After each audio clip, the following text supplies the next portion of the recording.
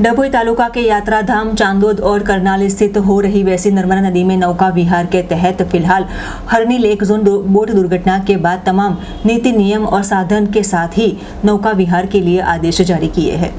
डभोई तालुका के यात्रा धाम चांदोद और करनाल स्थित 150 जितनी बोट कार्यरत है।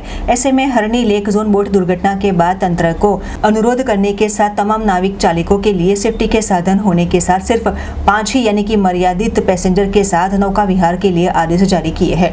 ऐसे में जाहिर सी बात है कि 150 से भी बोट कार्यरत होते हुए 500 से भी अधिक परिवार ये नौका विहार के साथ ही अपनी परिवार का गुजरान चला रहा है। लंबे वक्त से नौका चालकों के लाइसेंस भरूच से रिन्यू नहीं किए गए। ऐसे में और भी सेफ्टी के साधन दिए जाए वैसी चांदोद करनाली के नाविक श्रमजीवियों द्वारा लोक मांग उठाई है, जिस संदर्भ में डभोई मामलतदार को भी रजूआत की गई थी।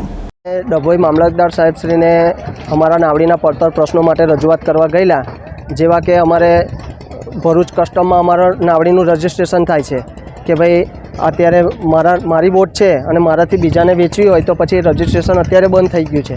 बीजू कि अमने 2011 थी लाइसेंस नहीं मळता, अमे लाइसेंस लेता था अने रिन्यू नहीं थता हवे, एटले अमे मामलतदार साहेब श्री ने रजूआत करी, एमने पण अमने बहु सकारात्मक अभिगम आप्यो छे कि भाई कई वांधो नहीं, हूँ तमारी उपर व्यवस्थित रजूआत करीश। तो एमनो पण धन्यवाद। अमारे आ नावड़ बोट माटे अहींयाथी छेक भरूच जवुं पड़े छे, तो अमारी एमने ए पण रजूआत करी कि भाई अहींया डभोई के वडोदरा जिल्ला में गमे त्यां कोईक जग्याए अमने कंईक पण ऑफिस जेवुं आपे अमारे, तो अमारे ત્યાં સુધી ધક્કા ના ખાવા પડે। તો સાહેબે અમને બહુ સકારાત્મક એનો જવાબ આપ્યો છે કે ભાઈ હા, અને અમે એમનો આભાર વ્યક્ત કરીએ છીએ। હરણી આપણે બોટ જે આવી ઘટના બનેલી ત્યાર પછી અમારા જે અધિકારી હતા તે ઘરે આવ્યા હતા તપાસ માટે।